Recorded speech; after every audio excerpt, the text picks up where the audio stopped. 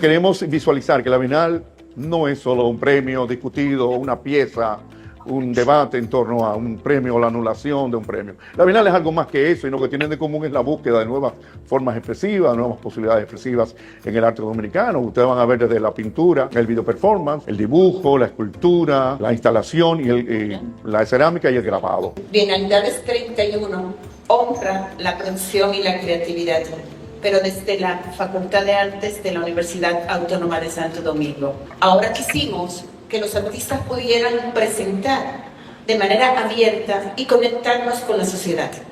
Ante todo esto, cómo la Facultad de Arte expande, sale del muro y pueda conectarse con la sociedad externa. Realmente a esto lo que hay que llamarle es un mercado de la mirada, una mirada que mira y es mirada, y se ve en el mirar, una fenomenología que es importante conocer.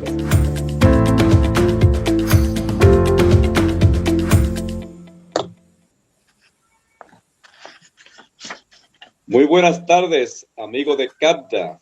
Aquí tenemos otro Hablemos de Arte. Primeramente, feliz año nuevo. Comenzamos el año con arte y con filosofía hoy. Aquí tenemos un amigo filósofo y también escritor de arte. Tenemos a Fidel Múnich. Hoy es sábado 3 de enero del 2026. Estamos transmitiendo a través de Facebook Live y YouTube Live. Bienvenido Diógenes y bienvenido Fidel. Saludo. ¿Qué tal? Es un gran placer estar conectados con ustedes en este nuevo año. Tal como decía Ismael, hoy tenemos una conversación muy especial, muy particular, con una persona que tiene una formación sólida, tanto en su relación con el mundo del arte como la filosofía. Y queremos iniciar el año con este diálogo así amplio, sincero, relajado, con una persona que ha tenido también una relación directa con nuestro colectivo por muchos años y que además tiene una labor magisterial en la República Dominicana a través de la UAS, la Universidad Autónoma de Santo Domingo, también por muchos años. Así que, Fidel, agradecemos que hayas elegido conectarte con nosotros hoy y dedicarnos un tiempito dentro de esa agenda apretadísima que yo sé muy bien que tienes. Gracias por aceptar. Gracias a ustedes por invitarme. Buenas tardes a todos y al público que nos ve. Correcto. Perfecto. Fidel, comencemos, por favor, indicándonos cuándo, dónde naciste y qué cosas te relacionaron al mundo del arte. Un filósofo por formación. Sí. Yo nací en Santo Domingo, casi frente al mar, en la clínica Gómez Patiño, pero era una de las buenas clínicas, todavía lo sigue siendo, en mayo de 1962. Bueno, un día 19 de mayo, que está relacionado de alguna manera con la historia dominicana, sí. Y la historia de Cuba. El 19 de mayo de 1895 muere José Martí, el patriota cubano, en la batalla de Dos Ríos. Y el 19 de mayo de 1965 cae en el asalto al Palacio Nacional el coronel Fernández Domínguez. Claro. Bien, y yo me crié en San Cristóbal. Hice allí mi niñez, mi infancia, mi adolescencia, parte de mi juventud, mi primera juventud, hasta que me trasladé a Santo Domingo a estudiar, a hacer mis estudios universitarios una vez terminado el bachillerato. Y entonces estuve durante un tiempo siempre entre San Cristóbal y Santo Domingo, porque me trasladé acá a vivir con mi padre en Sancho Honduras y bueno. ¿Quiénes fueron tus padres para también tener ese registro? Mis padres Rafael Múnich Castro y mi madre Ada Eusebio de San Pedro de Macorís. Sí, de la familia materna Eusebio de San José de los Llanos, y los Muni procedían también del este de San Pedro de Macorís. Y bien, y yo me eduqué con mi madre, con mis hermanas y mis tías y mi abuela en un ambiente rodeado de mujeres, en una casa de San Cristóbal, en el centro de la ciudad, que ya se vendió. y la tiraron para hacer un parqueo de un banco importante del país. Y bueno, pero guardo muy buenos recuerdos de ese periodo de infancia y adolescencia en San Cristóbal, donde hice mis estudios de bachillerato. Posteriormente me trasladé a Santo Domingo a estudiar. Hice un año el colegio universitario en la UAS, no me fue muy bien, no me probó, 17 años. Wow. Y luego entré a estudiar filosofía como seminarista. Yo pertenecí a la orden Agustino Recoletos durante 2 años. Sí, yo iba a ser sacerdote. Oye. Es un dato que no suelo mencionar mucho, pero debo decir, porque yo hice mis estudios después que salí del seminario. Estuve 2 años como interno y dábamos las clases aquí, te recibía clases en el seminario Santo Tomás de Aquino, que queda en la avenida Sarasota frente al colegio Carol Morgan, pero que era de hecho, funcionaba como facultad de filosofía de la Universidad Católica Madre Maestra. Yo me gradué en la UCAMAIMA en 1984 con honores, summa cum laude, porque era muy estudioso, un empollón, como dicen los españoles, ¿no? Un ratón de biblioteca y bueno, algo aprendido por los sacerdotes, con los curas con los que me crié y pasé mi adolescencia, porque pertenecía a los grupos juveniles católicos, cristianos, y ahí tomé mucha conciencia, recibí influencia del cristianismo comprometido, de la teología de la liberación, que entonces estaba en boga, Gustavo Gutiérrez, Leonardo Boff y otros autores. Claro. Y ahí, así transcurre, ¿no? Pero era aún la Universidad Católica, aún no era pontificia, hoy es pontificia Universidad Católica Madre Maestra. En 1984 terminé mis estudios, 22 años, estudié filosofía, ¿no? Porque en el seminario se estudia filosofía y luego teología. Yo no seguí en el seminario, no continué porque me di cuenta que lo mío no era la vocación sacerdotal, no tenía realmente vocación, pero sí tenía vocación por el estudio. Y los sacerdotes, estoy hablando de los agustinos recoletos que me inculcaron el amor a la lectura, al estudio, el amor por la cultura, las cuestiones del espíritu, digamos. Eso era, por un lado, curioso. Yo era un joven muy curioso, inquieto. Por el otro lado estaba la influencia de la izquierda y del marxismo de la época. Mi relación con el Partido Comunista Dominicano, al cual fui afiliado, aunque nunca fui militante. Entonces yo estaba entre el cristianismo y el marxismo, ¿no? De hecho, llegué a escribir algunos escritos, ya que me parecen un tanto ingenuos, en aquellos años 80, ya casi olvidados, tempranos 80, sobre el diálogo, las posibilidades de un diálogo entre marxismo y cristianismo, para una paz liberadora en el continente americano, en Santo Domingo, en el continente latinoamericano. Bueno, esas eran las cuestiones del momento. La crítica de la religión, el estudio del marxismo, pero desde el punto de vista no ortodoxo, sino ortodoxo, diferente, el marxismo humanista y tal. Y bueno, siempre estuvo en mí la filosofía como base central. Y en esa época yo, bueno, la pregunta sobre mi relación con el arte ya la hicieron. Sí, hay esa misma pregunta, pero sigue desarrollando esos elementos. En esa misma época, como joven inquieto, que leía mucho, que iba mucho al cine, que escuchaba mucha música, sobre todo nueva trova, rock, jazz.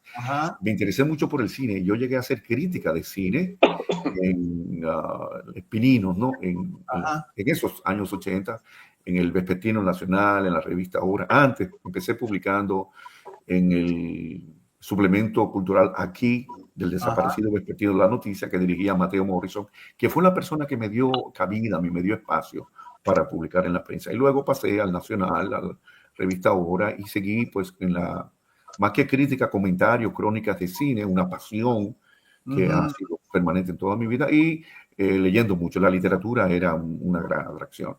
Entonces descubrí que amaba la filosofía, pero también amaba el arte, el cine, la música, la literatura, que me apasionaba.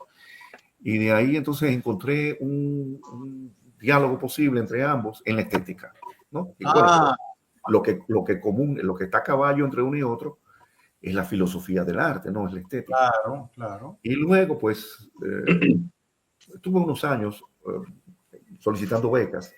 Joven, tenía un empleo, daba clases en un liceo secundario nocturno en Santo Domingo, en La Agustina, al lado de Cristo Rey.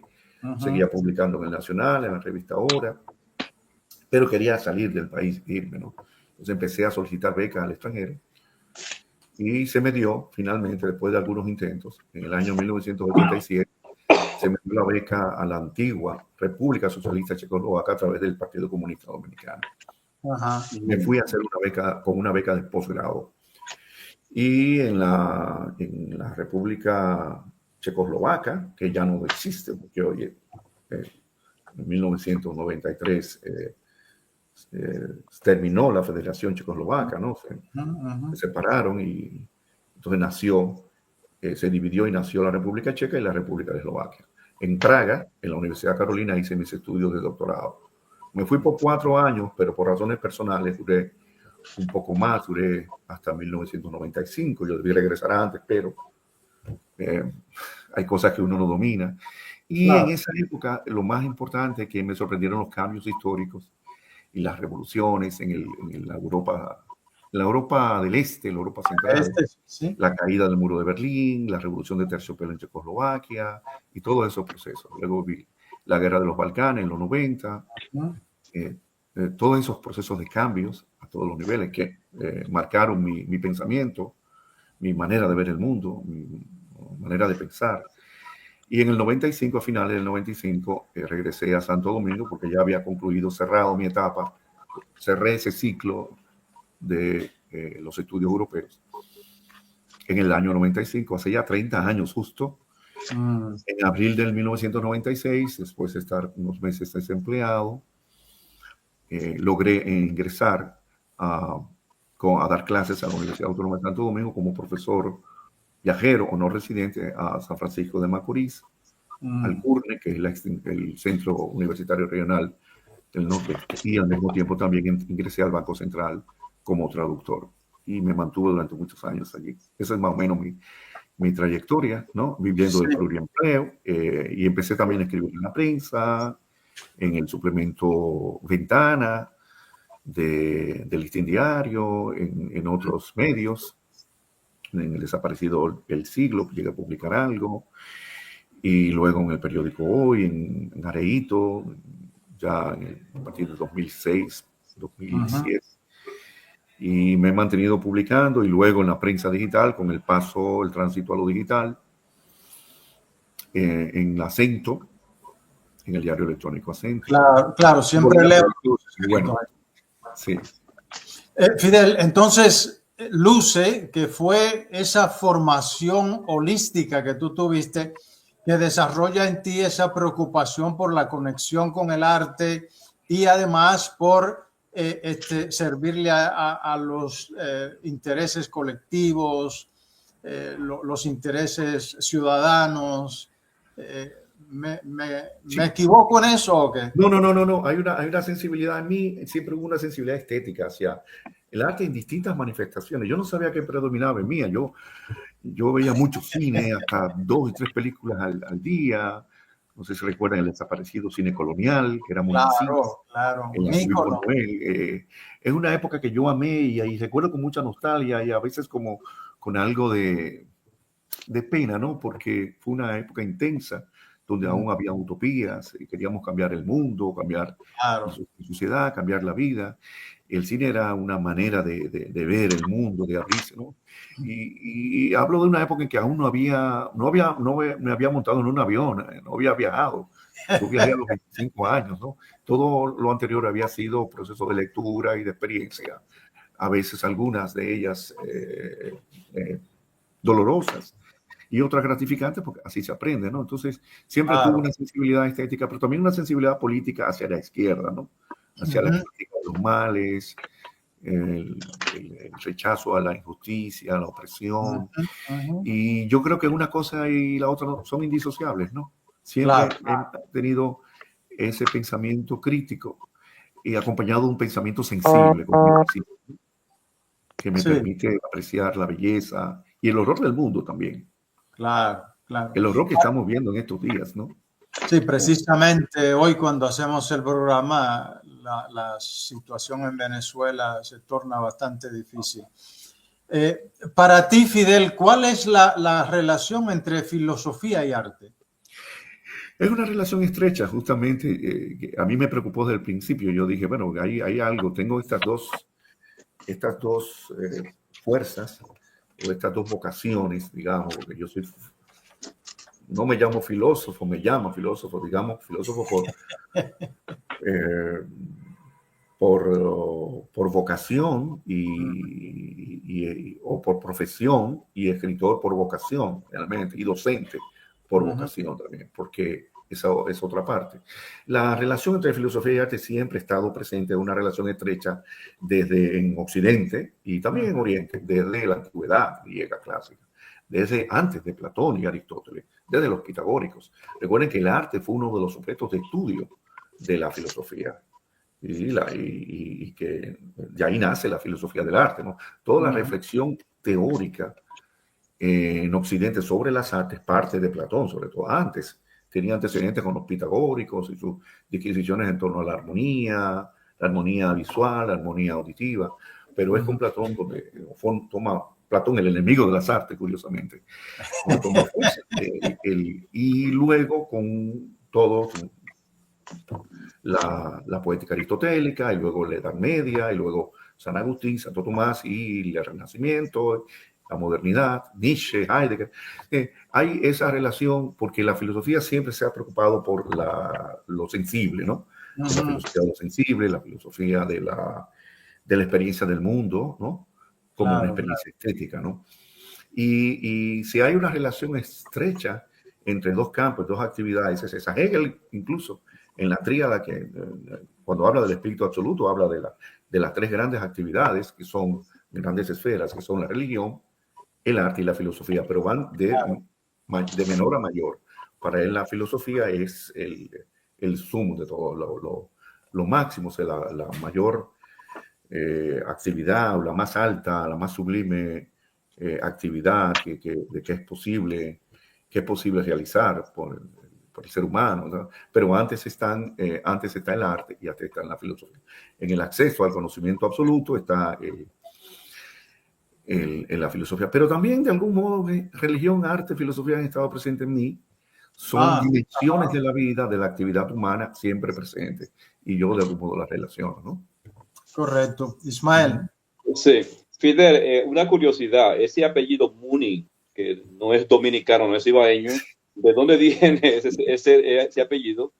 Y sí, la otra pregunta que me ha hecho mucha gente. Yo digo, ¿por qué no tengo un apellido más sencillo, ¿no? Porque me he pasado parte de mi vida, sobre todo en mi instancia europea, deletreando mi apellido, cómo se escribe, ¿no? Sí. Incluso aquí en Dominicana, con doble N y con una G en lugar de H, porque entonces suena como Múnich, la ciudad capital de Bavaria, digamos, los Múnich, y que no, es un apellido de origen germánico, pero concretamente holandés, y el reino de los Países Bajos, nosotros, de parte de padre, ¿no?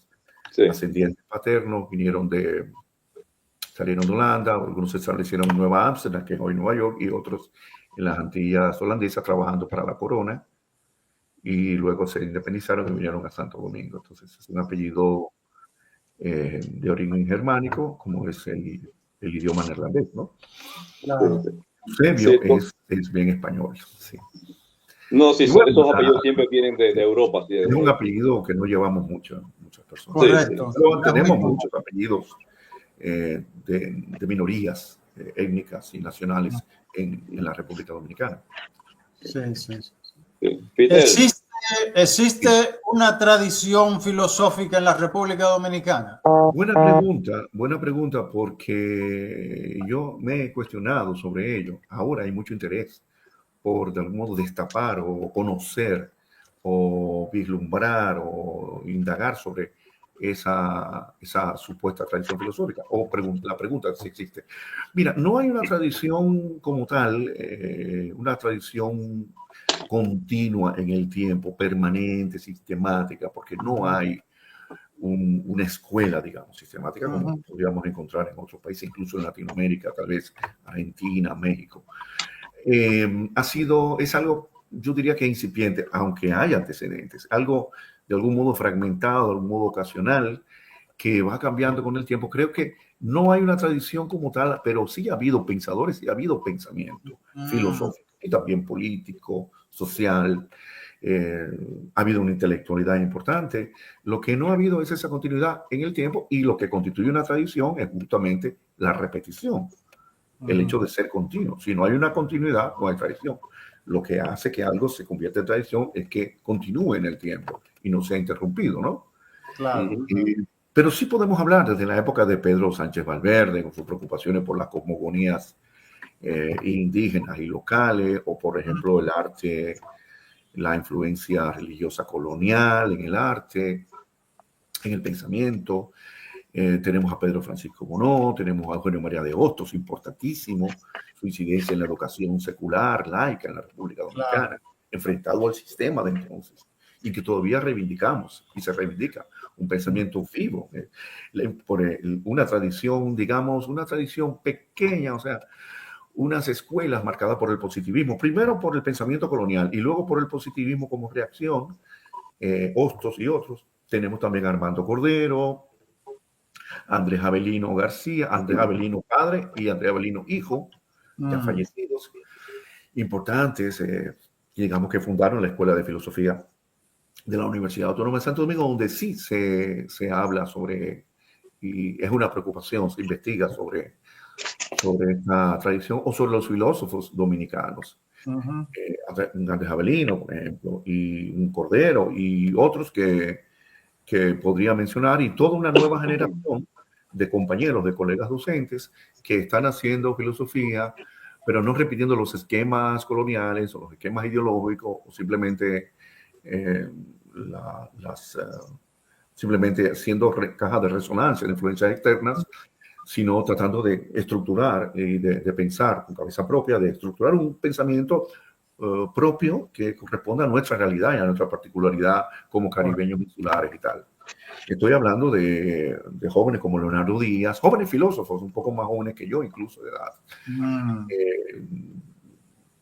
Leonardo Díaz, Edixson Minaya, Domingo de los Santos, Dosti Muñoz, que es artista visual también. Dosti creo que lo han entrevistado a ustedes. No sé. Sí. Sí, y ellos pertenecen. Bueno, la institución que más se preocupa por, aparte del Instituto Pedro Bono, la institución que más se ha preocupado por investigar acerca de esto, es la Escuela de Filosofía de la UAS. Digamos que es así. Me parece muy bien. Hay muchas influencias ahora, después de la caída del comunismo europeo, digamos, de los cambios, de la crisis del marxismo. Pues sí, porque antes enseñaba un marxismo, leninismo muy ortodoxo, muy casi escolástico. Ahora hay neomarxismo, fenomenología, existencialismo, hermenéutica, de construcción, hay mucha corriente, hay una diversidad de corrientes, y eso es importante, ¿no? Pero yo diría que no hay una tradición sostenida, ¿no? Sin embargo, ha habido pensadores y momentos importantes que hay que rescatar, y sobre todo, la tradición se va creando. Es como los públicos. Yo digo, los públicos, cuando me dicen, no, que al público no le gusta tal cosa, ¿cuál público? Hay públicos. No hay públicos, sociológicamente hablando. Sabemos que los públicos se van creando, se van constituyendo. Y que nuestra tarea es crear nuevos públicos. Públicos capaces de ver, de apreciar, por ejemplo, los programas culturales, donde se habla de arte, de cultura, de pensamiento. Público que pueda ir a las exposiciones, que quiera conocer los espacios expositivos. O sea, ese público se va creando entre las nuevas generaciones, una nueva generación de lectores, por ejemplo. Eso se va creando. Asimismo, se va constituyendo una tradición. Pero tiene que haber la decisión, la determinación de ir creándola paso a paso, digamos. ¿Sí? Correcto. Ismael. Sí, hablando de la UAS, Fidel, ¿tú podrías hablarnos de la Facultad de Arte en la UAS y cuáles son sus componentes? Sí, la Facultad de Artes es una de las 9 facultades que constituyen la estructura académica de la Universidad Autónoma de Santo Domingo. Es una facultad que acaba de cumplir ahora, el 2 de noviembre, 25 años desde su reinstalación o restablecimiento. ¿Por qué digo reinstalación y no creación? Porque la Facultad de Artes ya estaba, aparecía en la estructura académica de la primitiva, de la primera, la Universidad Santo Tomás de Aquino, fundada en octubre de 1538, estaba como una de las 4 facultades. Una universidad ya renacentista, del siglo XVI, pero que obedecía a un esquema de pensamiento medieval, con el trivium y el quadrivium, o sea, con la enseñanza de las artes liberales. Las demás facultades eran la Facultad de Teología, la Facultad de Medicina, la Facultad de Derecho y la Facultad de Arte como la 4ª. Por un asunto de vicisitudes históricas y cambios, la facultad fue diluyéndose, desapareció, hasta la universidad fue cerrada en distintas épocas.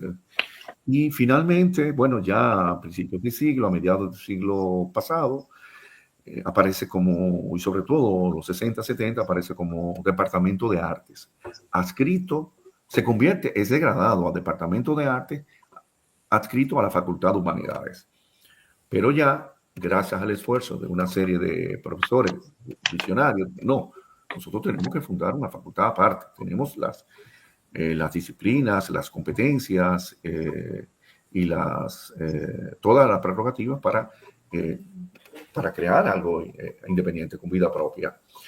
Y se constituye entonces en el 2000, se reinstala la Facultad de Artes con sus 7 escuelas. 7 escuelas. 7, ¿ya? Sí, 7 escuelas. Que son, en primer lugar, bueno, se lo voy a decir por número, por población estudiantil, no por importancia, sino por la cantidad de estudiantes. La Escuela de Publicidad, que yo le llamo el buque insignia porque tiene más de 2.000 estudiantes, la población actual de la facultad en este momento se acerca a los 4.000. Un momento en los años, en la segunda década de este siglo, que llegó a tener en 2012, 2014 unos 6.000 estudiantes, pero con la competencia y la deserción, luego de la pandemia, pues bajó un poco de la cantidad y ahora queremos recuperar el nivel que teníamos de la población, el nivel prepandémico, digamos. Y es un esfuerzo que estamos haciendo. La escuela de cine, con unos 500, cine, televisión y fotografía, con más de 500 estudiantes. La escuela de diseño industrial, moda y artesanal, con 400 y tantos estudiantes. La escuela de música, con más de 350 estudiantes, casi 400. La escuela de teatro, con casi un centenar de estudiantes, teatro y danza. La escuela de publicidad, con casi, la escuela de artes plásticas, con casi 100 estudiantes también. Y la escuela de historia y crítica de arte, que fue la que yo dirigí en el periodo cuatrienio 2018-2022, que ahora dirige el escritor y poeta Plinio Chaín, que es docente nuestro, con una 35 estudiantes, que es la más pequeña de todas, pero la que incide mucho, porque tiene que ver con el pensamiento y que la que tiene la mayor cantidad de profesores. Entonces tenemos 7 escuelas activas que están en un proceso de rediseño curricular. De hecho, un hito en la historia de la facultad es que este año se completó, el año pasado, perdón, estamos en 2026, se completó el diseño y rediseño de nuevas carreras. Se diseñaron nuevas carreras y se rediseñaron las que existían con un pensum nuevo, con plan de estudios nuevo, adaptado a las necesidades de nuestro tiempo, a las demandas del mercado y a las demandas no solamente del mercado, sino de la sociedad. El tipo de profesional que debemos formar hoy, sobre el cual sí podemos hablar también. Y claro, estamos en el año pasado fue el diseño, ahora es la implementación. Y eso significa pues el uso de recursos tecnológicos, audiovisuales, materiales y todo esto para llevar a cabo este nuevo enfoque curricular basado en las competencias, los skills, ¿no? Que es el concepto que predomina hoy en la enseñanza superior, en la enseñanza universitaria en la República Dominicana. Excelente. ¿Y cuáles han sido tus funciones dentro de esa estructura de la Facultad de Arte, Fidel? Mis funciones hasta ahora han sido dos. Yo fui director de la Escuela de Historia y Crítica de Arte, que dije que es la escuela pequeña, pero muy incidente, muy importante, muy activa, que traté de poner, y creo que lo logré, sobre el tapete, en el mapa, colocar en el mapa dominicano, un mapa de la sociedad y del ecosistema cultural dominicano en ese periodo que me tocó de la pandemia. Yo la dirigí de 2018 a 2022. Creció cantidad de estudiantes, egresaron también, pero no pudimos completar en ese entonces el diseño curricular, sino que quedó para la próxima gestión, que ya le he mencionado. Y luego, porque los periodos son de 4 años, desde la aprobación de la reforma orgánica de la UAS del año 2014, eran trienios para todos y había reelección. Hoy son 4 trienios y no hay reelección a los cargos electivos, ninguno, excepto a los coordinadores de cátedra. Quiero decir, rectores, vicerrectores, decanos, vicedecanos, directores de escuela no se pueden reelegir. ¿Okay? Antes sí había reelección, pero ya no. Okay. Y se alargó el periodo de 3 años a 4. Entonces yo estuve de 2018 a 2022. En el 2020 nos sorprendió la pandemia al principio y bueno, tuvimos que hacer el ¿cómo le llaman en inglés? El tránsito, el crossover, bueno. La transferencia. ¿Ah? Sí, eso, la transferencia. Que asumir el reto, el salto digital. Ajá. Y bueno, y yo fundé ahí, siendo director de la Escuela de Historia y Crítica de Arte, un evento mensual que llevamos durante años, que ya fundamos en octubre de 2018, que se llama Tardes de la Crítica, que es un encuentro, un diálogo, un encuentro, un pensamiento con una figura determinada del mundo del arte y la cultura dominicana. Conversatorio, no una charla, un conversatorio. Y bueno, se ha continuado en esta gestión de ahora y ya cumplió 7 años, sí, se continúa. Correcto. Y lo transmitimos de manera presencial, empezamos y luego pasamos a virtual. En el año 2022 fui elegido por la Asamblea de Profesores en junio de 2022 como vicedecano de la Facultad de Arte, que ya el director solo votan a la dirección de la escuela los profesores de esa escuela. Ya para el vicedecanato y para el decanato vota la totalidad de la asamblea. Bueno, fui elegido por 4 años y ya termino en julio de este año. Sí. Y en este momento, pues, voy por algo más, como se dice, voy por el siguiente puesto, que es el decanato. Ah, bueno. Entonces, ahora voy al ruedo electoral, como se dice, ¿no? Ya, no, y con la trayectoria que tienes y la formación, sí, pues ojalá que se dé ese paso. ¿Cuáles consideras tú han sido los principales logros de la Facultad de Arte?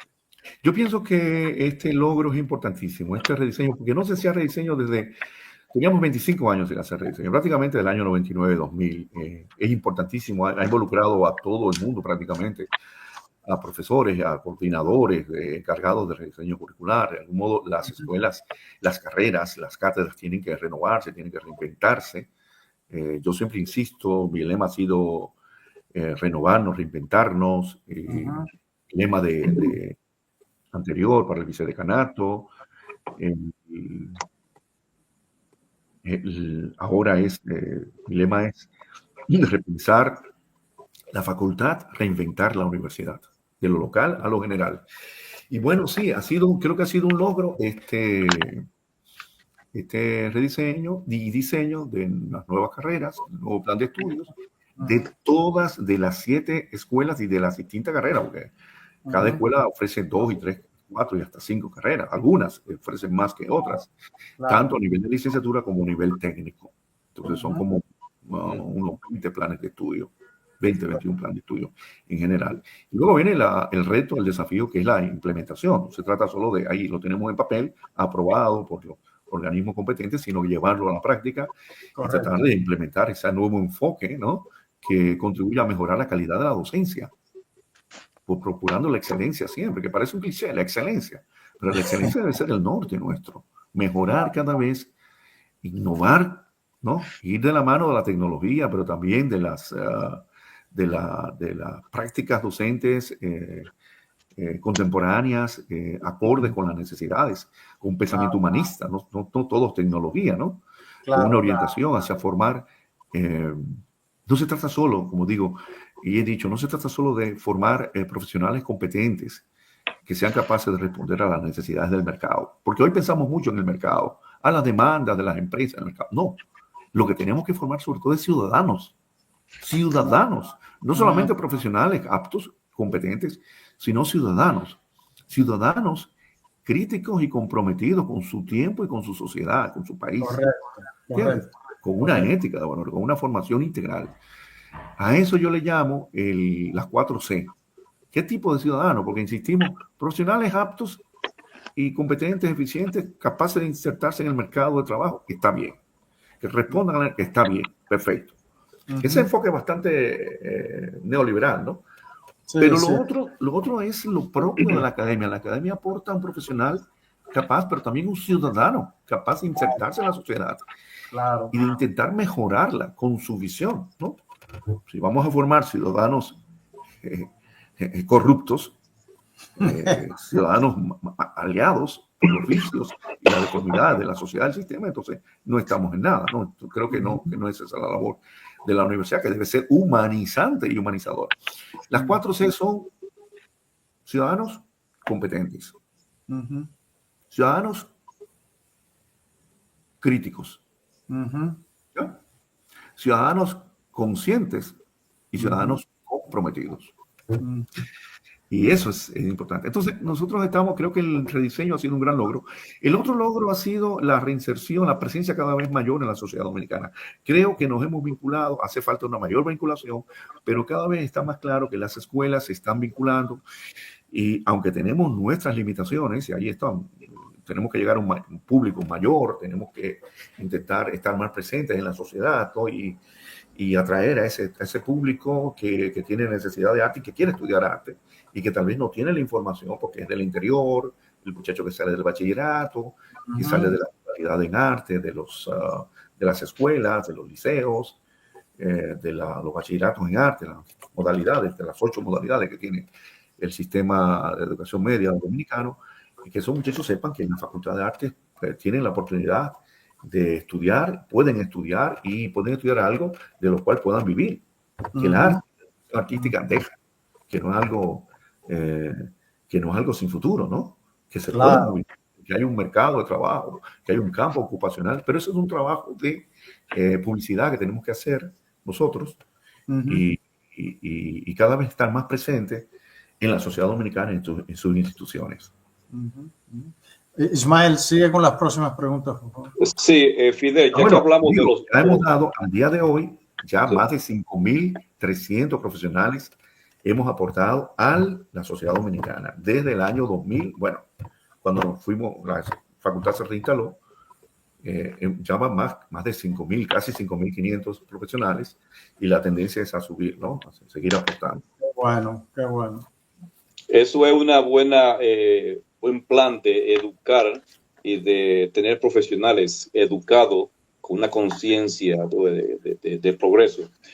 Yo sé que tú has mencionado muchas de los logros de la Facultad de Arte. ¿Cuáles han sido las carencias en la Facultad de Arte y qué tú propones para solucionarlo? Sí, yo pienso que las carencias han sido de varios tipos. Materiales, todavía necesitamos más equipos técnicos, sobre todo en las carreras y las escuelas más concurridas con mayor población, matrícula estudiantil. Quiero decir, estoy hablando de publicidad, estoy hablando de cine, televisión y fotografía, estoy hablando de diseño industrial, moda y artesanal, estoy hablando incluso de artes plásticas, incluso las escuelas que parecen menos relacionadas, como crítica, teatro, música, necesitan estos. Bueno, música necesita los instrumentos, obviamente, ¿no? Crecer más. Instalar la escuela, la carrera de danza moderna y contemporánea, por ejemplo. Y eso ha sido una de las de las carencias y eso pues se puede resolver con los recursos financieros, con los recursos económicos y con la comprensión y el apoyo de las autoridades superiores universitarias, porque todo eso tiene que pasar por una aprobación del rector, de las autoridades de turno y tal. Importante contar con unas autoridades que sean, aunque no sean artistas, porque no lo vamos a pedir que sean artistas, pero que sí que sean sensibles hacia el arte y hacia la educación artística, que lo nuestro es el arte y la educación artística, ¿no? Claro. Sí, una segunda pregunta, Fidel. Nosotros podemos extender un diálogo con ellos y puedan entender nuestras necesidades. Es una de las carencias. Bueno, debemos aumentar la población. Hemos descendido. Eso también es una de las carencias que yo tomo. Ha habido un cierto estancamiento de las escuelas en relación a la competitividad, o sea, la competencia con otras escuelas, porque no somos los únicos, ya debo aclarar. No somos los únicos. Durante mucho tiempo fuimos la única facultad de artes del país, pero ya no lo somos. Unos no se enteran de que tampoco la UAS es la única universidad estatal, hay otras, ¿no? Públicas. Pero bueno, hay una facultad de artes y humanidades en la UNFU, sí, que no se conoce mucho, no se dice mucho, pero sí. Ellos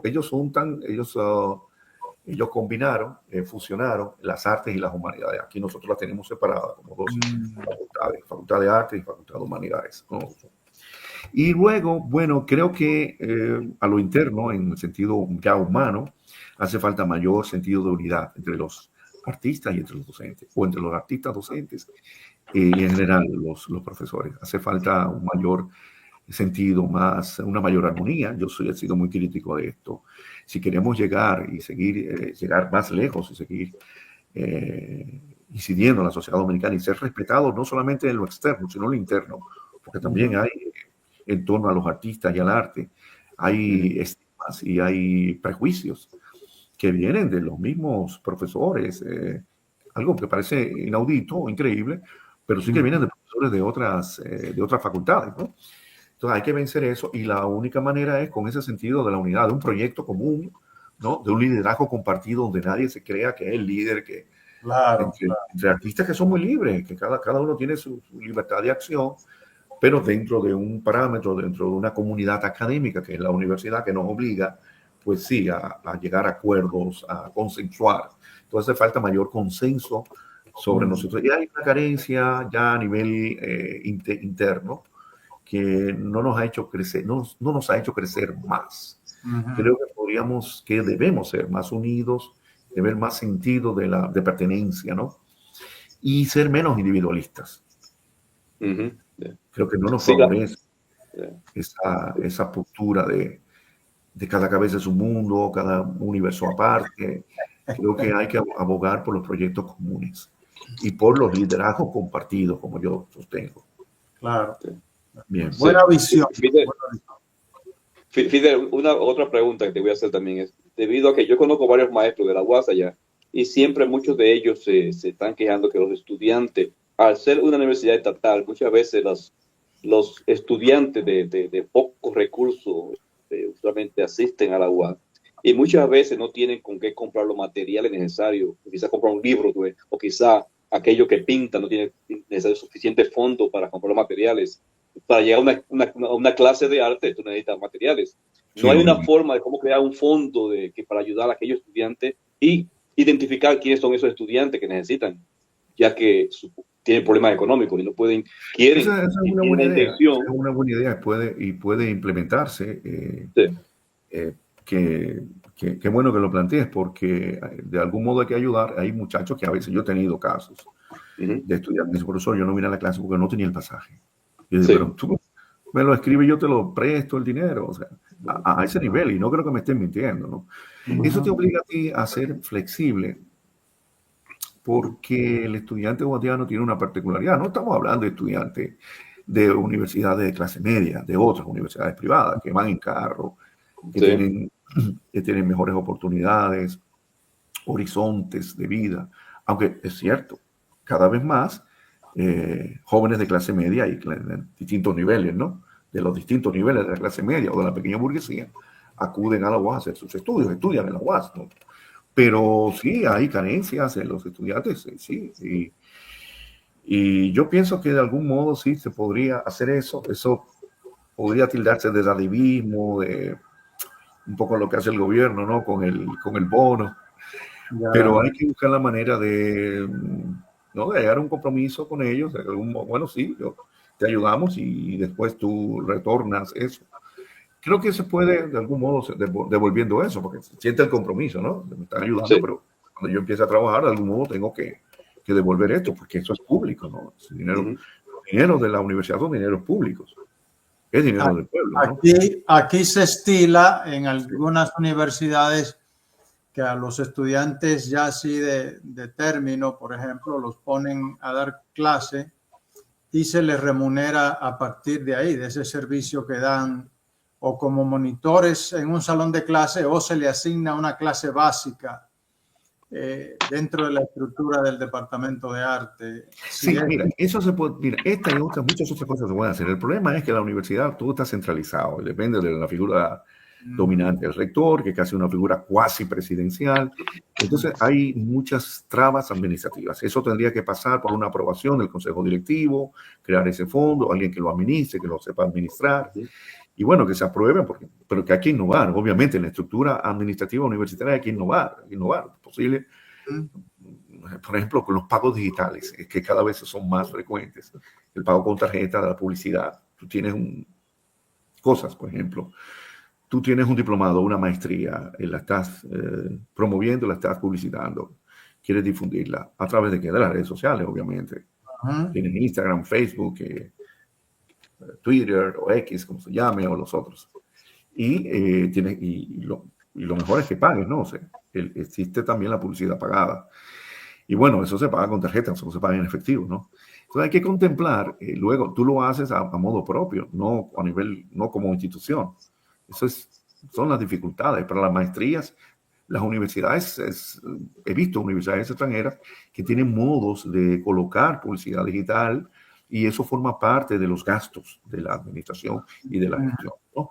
Asimismo se podría hacer con los estudiantes, digamos, de escasos recursos o meritorios, pero yo pienso que ahí eso tiene que, creo que de algún modo debe haber un requisito para ello. O sea, uno puede ayudarlos, pero bueno, tú tienes que mostrarme un buen índice, ¿no? Pero claro, sí, claro. Sí.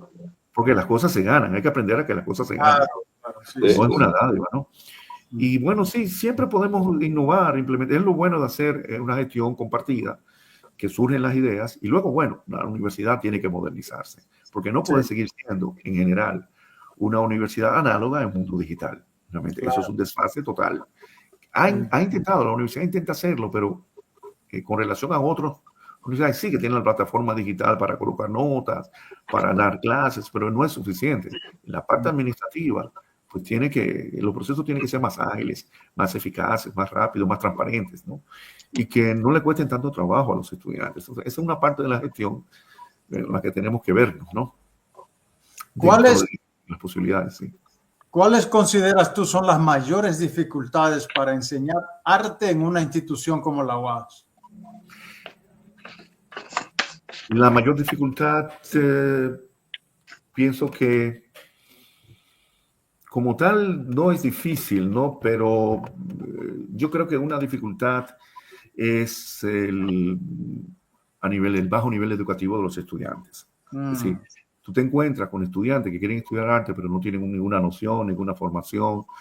Tú tienes que aplicar esos exámenes o pruebas de aptitud, de ingreso, que no siempre funcionan. Y creo que eso dificulta mucho, ¿sí? Porque muchos estudiantes arrastran las deficiencias de un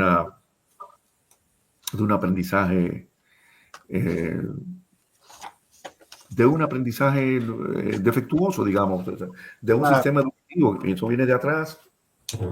Y yo me pregunto, nosotros podemos como profesores universitarios ya a nivel de enseñanza superior corregir males que vienen de atrás, de la educación media, y no solamente de la educación media, de la educación inicial y básica, ¿no? Entonces, a veces es difícil encontrarse eso, y nosotros tenemos que, esa es una dificultad, ¿no? No es tanto la capacidad de nuestros profesores, que debe mejorar, obviamente, debe mejorar la preparación, los profesores deben interesarse más por hacer cursos de actualización. El saber no ocupa lugar. Siempre tenemos que tratar de mejorar la calidad de la docencia. No podemos creernos que lo sabemos todo y que somos los mejores profesores del mundo y que no tenemos nada que aprender. Ese es un supuesto falso. Claro, ¿no? Siempre. Entonces, junto con la mejoría de la calidad docente, con la calidad educativa que brindamos, la mejoría del aprovechamiento, obviamente el aprendizaje del estudiante, la excelencia académica. El proceso de enseñanza y aprendizaje es difícil. Yo creo que esa dificultad está ahí y siempre nos lamentamos del pobre nivel educativo. Lo que está saliendo pero lo que llega a la universidad muchas veces es muy pobre a nivel de lectoescritura, por ejemplo. Prueba, porque lo que está viniendo de nosotros es un producto deficiente que viene del bachillerato y antes del bachillerato de la educación media o de la educación inicial, ¿no? Aquí están los resultados de la prueba PISA. Ustedes conocen la prueba PISA, ¿no? La prueba de evaluación de PISA es un programa de evaluación, Programa Internacional de Evaluación de Estudiantes, por la sigla en inglés,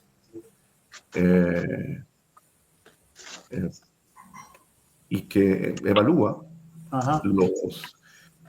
cada cierto tiempo 500,000 de estudiantes de todo el mundo de 15 años de bachillerato, de 75, 80 países. Y en los 3 renglones, que son ciencias, matemáticas y lectura complexiva. Y nosotros estamos en el último grupo. A veces bajamos del 78, subimos al 77 o al 76, pero eso no es gran progreso. La PRIS, el Program International Program for, ¿cómo se llama? PISA es ese. No te preocupes, ya entendimos el concepto. Las siglas en español son PISA, sí. Programa Internacional de Evaluación de Estudiantes, pero no es de estudiantes universitarios, sino de bachillerato. Te da una muestra de lo que va la cosa. Pero también es un problema que viene de atrás porque todo es estructural, es sistémico. Yo no puedo decir, bueno, hay deficiencias en la educación superior pública en la República Dominicana y concretamente en la educación artística. Sí, pero hay deficiencias en la educación general dominicana, en la educación pública. Y hay deficiencias no solamente de los estudiantes, sino de los propios maestros. Un maestro que te diga que el Quijote lo escribió Juan Bosch, por ejemplo. Por favor. Sí, cosas así, ¿no? Y bueno, un estudiante que no se nos aprende a pensar. Es una educación que hoy se habla mucho de tecnología, de las competencias, de aquello, pero lo fundamental es aprender a pensar con cabeza propia y saber leer. Si no tienen eso fundamental, no importa, tú le puedes dar cualquier tecnología, cualquier herramienta y se podrá mover en el ciberespacio, en el mundo del internet, con su computadora, con su tablet, con su laptop, pero no sabrá aprovechar porque no sabrá lo que es análisis de contenido, lectura comprensiva, nada de eso. Los problemas a que nos enfrentamos son problemas que no pueden verse solamente desde el punto de vista de la educación superior, sin vínculo con todo, porque la educación es un continuum. Claro. Son 18 años que tú tienes, 14 años, desde chiquito desde pequeño hasta que llegas a la universidad y luego terminas. Así es. Un proceso que no termina. Y tenemos que seguir siendo críticos frente a esto, contestatarios, incluso exigentes, inconformes. Es importante esto. Fidel, estamos de los países posibles, no tenemos la mejor educación, podemos mejorar, pero tenemos la voluntad de mejorar. Esa es una cuestionante interesante. Fidel, ¿cuándo son las elecciones para la elección de las autoridades del Departamento de Arte? No, de la facultad. De la facultad, perdón. No solamente de la facultad, de toda la universidad, de toda la facultad, de todas las escuelas. Son el 17 de junio de este año, 2020. 17 de junio, creo que cae miércoles. ¿Qué importancia tienen esas elecciones? Sí, porque ahí se determina el futuro inmediato, los destinos de la universidad los próximos 4 años, a nivel de dirección, a nivel de cargos electivos. Ahí se elige a nuevas autoridades, al nuevo rector, a los 4 vicerrectores, que son el vicerrector docente, el vicerrector administrativo, el vicerrector extensión y el vicerrector de investigación y posgrado. Se elige a los decanos y vicedecanos de las 9 facultades y se eligen a los directores de escuela de las, creo que son 54 escuelas ya, que tenemos en general. Por ejemplo, nosotros tenemos 7. Humanidades debe tener 5, 6 y así. En general, las escuelas, la totalidad de las escuelas suman unas 54, 52, 54 escuelas en la UAS. Se eligen a los directores. Para reiterar, las autoridades docentes administrativas que van a regir, que van a dirigir la universidad en los próximos 4 años, hasta el 2030. Para reiterar entonces, ¿tú vas como candidato a qué posición? Yo voy al decanato, porque ahora soy el vicedecano, no hay reelección, y el próximo paso es pues ir al decanato. O puedo seguir enseñando, o puedo ir a un año sabático, puedo ir a un desmonte, a un 50%, o puedo jubilarme, que ya cumplo, el año que viene cumplo, tendré ya en abril, no este mismo año, tendré ya 30 años de docencia ininterrumpida, de ejercicio académico ininterrumpido. Yo empecé en abril de 1996. ¿Cuáles son las funciones de un decano en ese? El decano es la autoridad que rige, digamos, como un director de la facultad. El gerente el decano tiene la autoridad de administrar y gerenciar y dar seguimiento a los procesos. No es la autoridad máxima, porque la autoridad máxima ni siquiera es el consejo directivo, que es la reunión del decano, vicedecano y los directores de escuela y otros directores que son no elegidos, sino designados. La autoridad máxima es la asamblea de profesores, que se reúne cada cierto tiempo. Cuando, por ejemplo, nos reunimos en mayo, nos reunimos a final de año para aprobar los nuevos planes de estudio, el diseño y rediseño curricular de las escuelas. Primero unas y luego otras. Y el decano pues tiene la función de dirigir, asumir la responsabilidad de representar a la facultad, a los demás organismos y todo esto, ¿no? O sea, las funciones directivas. Y es una autoridad, tiene presencia en el consejo directivo, en el consejo universitario, tiene presencia en el consejo universitario, tiene una relación más directa con el rector o la rectora de turno, con las autoridades, y es como la cara de la facultad ante los demás y ante la sociedad. Si algún una gran responsabilidad, porque el decano viene de una determinada escuela, pero tiene que representar a todas las escuelas, que es elegido por la totalidad o la mayoría de los profesores, los docentes de la asamblea de profesores. Si hay estudiantes de la UAS que vean esta conversación, ¿cuál sería tu motivación para que ellos tomen en cuenta tu candidatura a ser decano de la facultad? Primero, que se involucren en los procesos de la UAS, que sean menos indiferentes. Hay muchos estudiantes que, normalmente toman su clase y se van, pero no saben qué más pasa, ¿no? Pero no se involucran, están 4, 5, 6, 7 años en la universidad y no se involucran mucho, no conocen a los directores de sus escuelas, a veces a los profesores, conocen a algunos, a mí me recuerdan por el apellido raro y el nombre, ¿no? Porque no hay otro. Fidel Muniz, no hay otro en el mundo que yo sepa, pero a veces tú les preguntas, ¿cómo se llama este? ¿Cómo se llama el otro? Y los curiosos sí, pero la mayoría no les importa. Y creo que deben involucrarse más. Eso es parte del compromiso. Es parte del compromiso del estudiante, conocer sus autoridades y conocer sus directores, conocer a sus profesores. Porque eso va a ser una educación no por relaciones personales, sino que la gente más humana, más fluida, hace que la educación sea más comunicativa, sea realmente la relación interpersonal sea más auténtica, digamos. En lugar del anonimato, de que, mira, no me acuerdo cómo se llama ese profesor, pero tú lo tienes 4 meses dándote clase y no recuerdas cómo se llama. Y no es tampoco en una facultad pequeña, ¿no? Digamos. Y bueno, yo luego, en su momento, pues a aquellos que tomen en cuenta nuestra propuesta de gestión, que la vamos a hacer pública próximamente, nuestra trayectoria, y que tomen en cuenta que lo mejor es seguir adelante y seguir con los logros, preservar la institucionalidad y el desarrollo. Mira, yo soy el vicedecano de una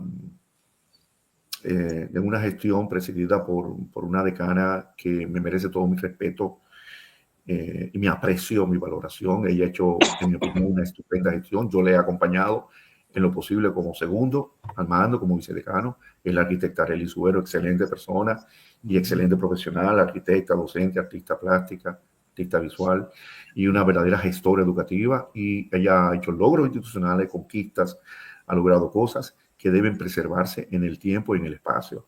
Yo estoy a favor de la continuidad institucional y por ello apuesto. Correcto. El gran problema que tenemos en nuestro país es que aquellas buenas iniciativas, aquellas buenas acciones que se hacen, no importa este gobierno o este ministro, las cosas buenas no tienen continuidad en el tiempo, porque el nuevo simplemente las deshace, las desprecia, porque no son mías y porque tengo que hablar mal del otro, porque eso no sirve. Así no se construye patria, así no se construye identidad, así no se construye memoria, así no se construye nada. En este país, a lo único que se le da continuidad, yo digo, es a la discontinuidad de todos los planos. Lo único que somos coherentes, como decía el padre de un amigo ya fallecido, mi hijo, en este país lo único que está organizado es el desorden. El desorden. Entonces, en un país donde lo que construyen las grandes naciones es la continuidad de los propósitos. Y no estoy hablando de tamaño. No, una gran nación no es una gran nación, no es una nación grande necesariamente. Entonces, si nosotros entendemos que vamos por aquí, porque en los ejes fundamentales, digamos, de la vida académica, de la vida universitaria, los ejes centrales, que son docencia, investigación, extensión, desarrollo institucional y administrativo e internacionalización, en esos 5 ejes, si nosotros no insistimos en que lo que se ha logrado debe mantenerse, entonces vamos al descalabro, vamos al caos, vamos a la confusión y no vamos a tomar nada. Fidel, mantenerlo más allá de las personalidades que los hayan implementado. Los logros porque valen por sí. Tú evalúas los logros. Yo quiero representar esta opción que quiere continuar y preservar un legado, porque aquí hay un legado que debe mantenerse.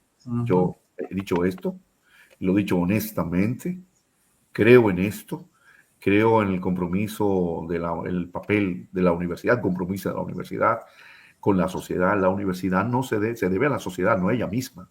No debe ser una universidad endogámica, hacia adentro, que se basta a sí misma o autárquica. La universidad se debe a la sociedad dominicana y al pueblo dominicano, a la nación dominicana. Los padres envían a sus hijos a nuestras aulas para que nosotros les enseñemos.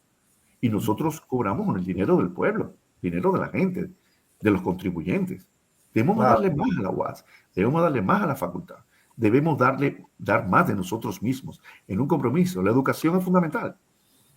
El país no se va a desarrollar sin educación a todos los niveles, pero a mí me toca la educación superior. Yo no puedo hablar de la educación media, inicial. Me toca la educación superior. Sin eso no hay nada. Sin investigación no hay progreso. Pero claro. No, agradecemos, Fidel, ya llegando al final acá, sí. Haber tenido esta conversación contigo. Desde un principio dije que iba a ser una conversación de importancia, enriquecedora, de niveles humanísticos significativos, y creo que así ha sido. Hemos podido conocerte mucho más, aún para las personas que tenemos años conociéndote. Hoy aprendí cosas de ti que yo no las sabía, a pesar de tener años conociéndonos. Odalí Pérez una vez escribió sobre mí, porque yo he publicado, no he hablado de mis libros, ya he publicado 5 libros y tengo un plan otro, que son de ensayos, reflexiones, ensayos filosóficos y literarios. Y en el prólogo de uno de los libros dijo que la universidad es donde Fidel Muniz vive su utopía estética y filosófica. Y yo creo que ese es el lugar, ¿no? Esa utopía, ese utopos, no lugar que no existe, pero de algún modo ese gran sueño, esa gran ilusión. Y cuando uno cree que sí, que es posible mejorar y que su papel es justamente enseñar, yo hablo de esto, ¿no? De una pedagogía capaz de esto, de enseñar a aprender, de aprender a enseñar, aprender a ver. Todo esto es importante, ¿no? Claro. En una nueva pedagogía que sea liberadora, una praxis emancipadora, una nueva pedagogía visual también para los artistas visuales, pero no solamente visual, escénica, audiovisual, literaria, que consiste en aprender a escuchar, pero aprender a enseñar. Y enseñar a aprender a ver y ver para instruir, ¿no? Se trata de esa filosofía que es nueva y que debe crear estudiantes, ciudadanos comprometidos, pero estudiantes libres, autónomos, independientes, críticos, autocríticos, capaces de funcionar y de vivir y de aportar en su mundo la sociedad que le ha tocado. Claro, claro. Te deseamos realmente éxito. Ojalá que sí, que la gente entienda la importancia de tener una persona como tú en el decanato, por la capacidad de aportes que tú traerías en una posición como esa, el nivel de beneficios que la institución puede adquirir con una gerencia tuya, eso lo sabemos. Hemos seguido tu desempeño profesional por todos estos años. Gracias. Y los artistas sé que tendrán en ti un aliado incondicional desde esa posición del decanato. Eso sí, es un gran reto, un gran desafío estar a la altura de lo que ha hecho la actual decana, y reitero mi admiración por ella. No es fácil y yo sé que eso va a demandar de toda mi energía, de todos mis esfuerzos, pero yo creo que vale la pena. Es una apuesta no solamente vital, sino existencial, ¿no? Las imágenes que hemos visto han sido de las distintas actividades y eventos en los que hemos participado este año. La última de ellas, Bienalidades, fue una iniciativa nuestra, la segunda. La primera fue en el 2021 en el CODAP, en el local del Colegio Dominicano de Artistas Plásticos, a propósito de la Bienal 29. Y esta nueva Bienal 31, por la Bienalidades 31, fue una iniciativa nuestra en el Centro Cultural Mirador para dos cosas: vincular más la sociedad y la facultad a la sociedad dominicana y visibilizar el trabajo de nuestros artistas docentes que tienen obras participantes, que fueron seleccionadas y algunas de ellas premiadas en la Bienal. Pero decir, mira, nuestros artistas guardianos son talentosos, son inquietos, tienen algo que aportar y algo que decir, y aquí están sus obras. Esas obras no son las que están obviamente fueron exhibidas en el museo, sino otras obras de ellos, y unos 17 artistas se presentaron allí durante todo un mes, de noviembre a diciembre, y yo me siento muy contento de esta presencia guardiana allí y la presencia guardiana en la Bienal, que es el acontecimiento, el evento con todo lo que se diga más importante en términos de las artes visuales y para el devenir del arte dominicano contemporáneo. Perfecto. Hay algunos mensajes de personas que están conectadas, así que Franklin, vamos a ir viendo. Judy Portorreal. Saludos, Judy. Gracias por estar conectada. Jesús Betances, miembro de CAFDA. Gracias. Mi relación con los artistas plásticos, yo quiero primero decir visuales porque es más amplio. Sí. No es de ahora. Las artes visuales no estaban dentro de mis primeras vocaciones de los 80. Es algo que descubrí posteriormente. Predominaba el cine, la música y la literatura. Pero luego tuve ese gran descubrimiento que fueron la plástica y la visualidad, ¿no? Las artes visuales. Y desde entonces me he mantenido cercano a ellos siempre en lo posible. Como gestor académico, tengo un compromiso con nuestros artistas de la facultad y con los demás artistas dominicanos también.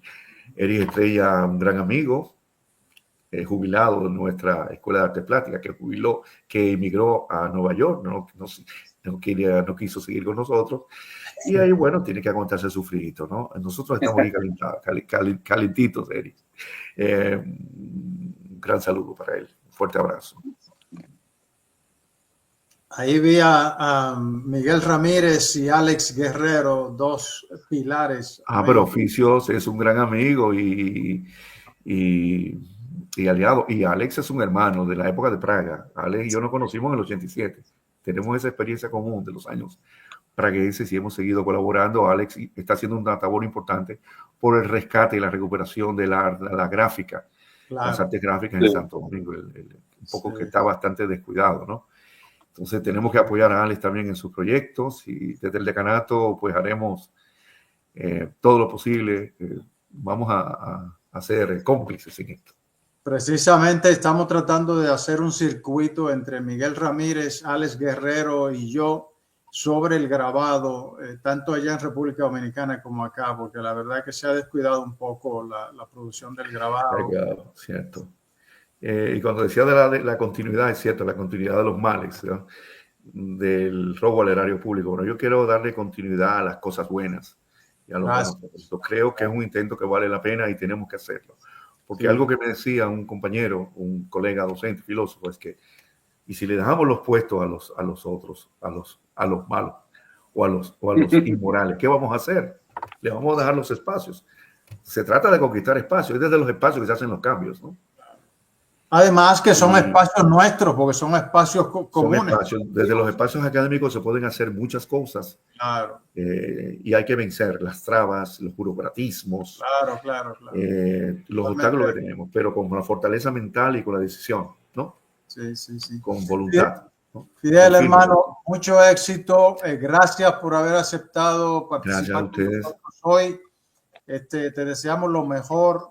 Y ya sabes que puedes contar con nosotros. Seguimos pendientes. Estando en la facultad y ya estando en la facultad. Y luego vamos a ver el desenlace de junio y ya veremos si en julio estaremos ya en otra posición y estaremos de nuevo con ustedes porque hay planes, hay muchas cosas. Perfecto. Bueno, gracias por conectarte con nosotros. Gracias a ustedes por la oportunidad. Muchas gracias. Buenas tardes. Fidel, en nombre de CAPDA te damos las gracias por dedicarnos esta hora, que fue bien beneficiosa para todos. Un fuerte abrazo entre nosotros para allá y esperemos verte pronto. Gracias a ustedes. Bueno, hasta luego. A ustedes muchísimas gracias por conectarse también. Recuerden que pueden compartir este video. Ojalá que sí, que lo compartan. Ya vieron la calidad de conversación que hemos tenido con Fidel Múnich hoy. Y además este es un programa para toda la familia. Tratamos de crear un registro histórico que sirva de referencia para próximas generaciones. Hasta luego. Muchísimas gracias por conectarse. Hasta luego. Gracias a todos.